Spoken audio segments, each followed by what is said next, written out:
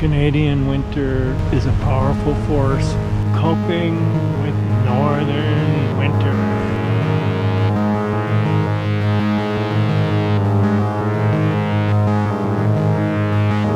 It's cold, which is why I'm wearing this parka again. And the hood in this parka is amazing. It's like having a pillow wrapped around your head. It looks like the battery's about to die. I don't know what the wind chill is right now, but it's pretty darn cold. That's why I put up the hood. See, I'm walking by the Jewish General Hospital. It's like a wind tunnel here, the wind that blows really strong. And this morning the wind chill was minus 30 centigrade. I'm walking. How do you cope with winter? And there's a virus. It's peak season. I read today in the news. Subclade K or... I was born in northern land. Every winter was cold. I never experienced anything other than cold winters. Subclade K or substate K, substack K, like a lot of people have it. And I've been lucky so far. I had my vaccine. So the question is coping with winter. This morning it was wind chill, was ice polar cold. Yesterday ice polar cold.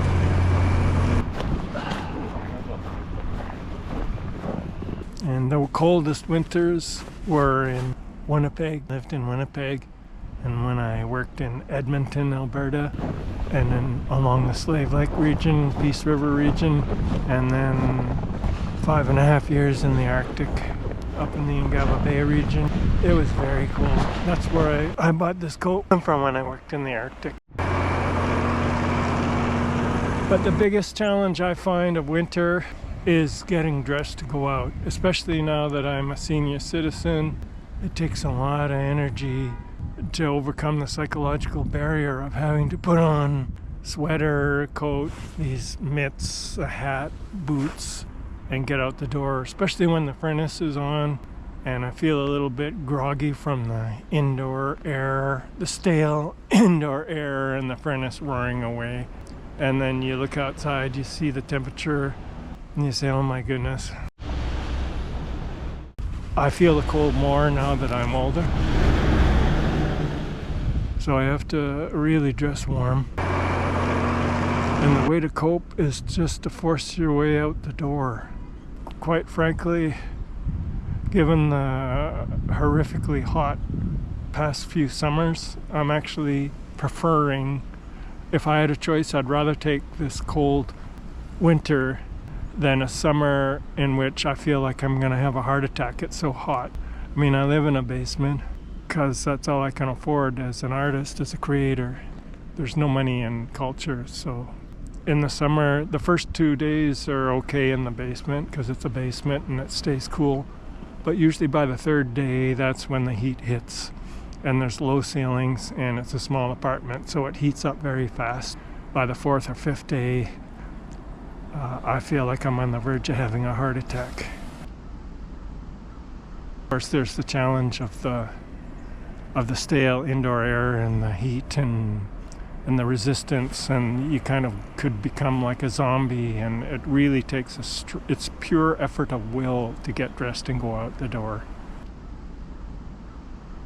I remember when I was younger, I had a pickup truck, a four-wheel drive pickup truck, and when I was working in northern Alberta, there was crown land, so within 15 minutes I could be driving along logging trails through the wilderness. And I could pull over and make a fire to keep warm, maybe have a snack. Those were days of adventure that I can think about. Going out, I used to enjoy going out into the bush, into the wilds, and often alone, mostly alone. I'm a natural-born hermit. I didn't choose to be this way, it's just my nature. That I spent most of my life alone. And now that I'm a senior citizen, I spend 95% of my time alone in social isolation, although I connect with email. And it's fun to do YouTube videos. Even if nobody watches them, it doesn't matter. So anyway, there's lots of memories, and I'm standing here, and there's the sun blazing down from a clear sky. See right behind me, it says the cancer center. I had prostate cancer. Who knows where it comes from? But anyway, yeah, this is a work coat. It's the original Canada Goose work coat. And there's the detachable fur that goes around the hood so that it's really useful in a blizzard or strong wind. I'm grateful to be living here in northern land in spite of the cold winter and the mosquitoes and black flies in summer. I'm grateful to be living here where there's still freedom and we don't have ICE agents wandering around, although I have to admit I'm pretty nervous about surveillance, being under surveillance all the time. There's so many nosy people who want to just wander into your private life and poke around and snoop around. It's really distressful, but these are things you just have to deal with. The human condition is not easy. To conclude this video on how to cope with winter, remember, this is a story. I'm just telling a story. This is a vlog. This is not advice. The most important thing is to go out. There's the temptation to want to stay in and wait for spring, but no, go outside.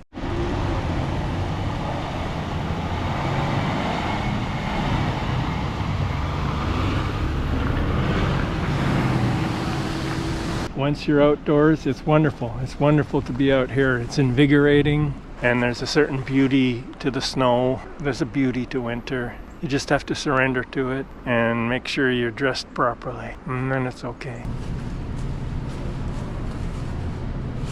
Because when you're out, you don't have a ceiling or walls. The ceiling is the sky. The walls are space.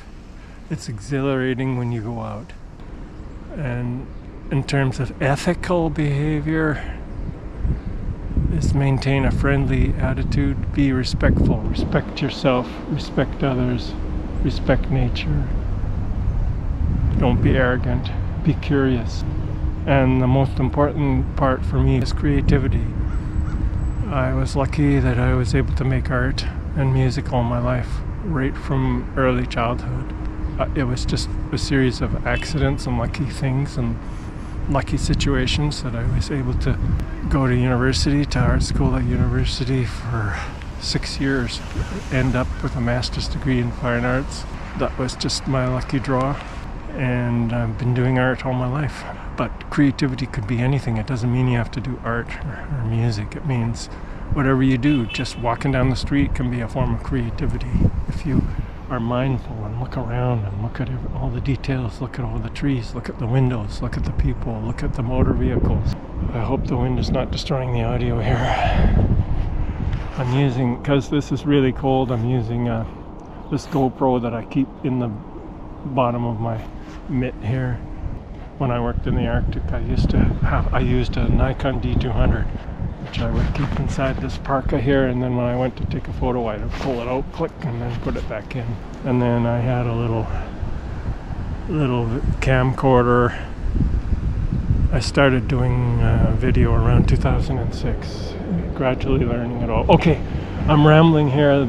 I can talk about. I think I just want to do some vlogging, so I'll save this for future vlogs. But this video, to make it straight to the point, is exercise, creativity, all the common sense advice about taking care of your body and your mind. Meditate, look at your mind, observe what's going on in your mind, and be mindful of what's around you, and be curious and open and try new things. Give your self permission to explore.